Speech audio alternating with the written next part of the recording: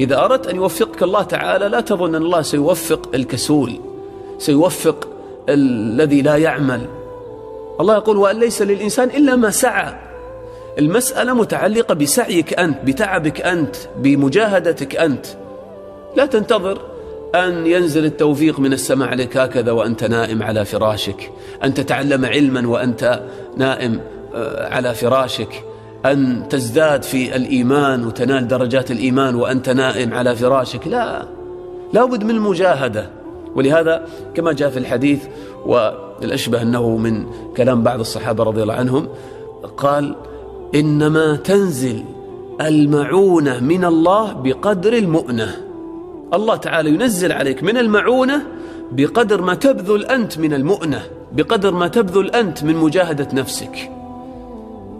وهذا في كل الخيرات التي ينزلها الله على عبده. تريد الإخلاص، جاهد نفسك على العمل. تريد طمأنينة قلبك، تريد خشوع في صلاتك، تريد أن تحفظ القرآن.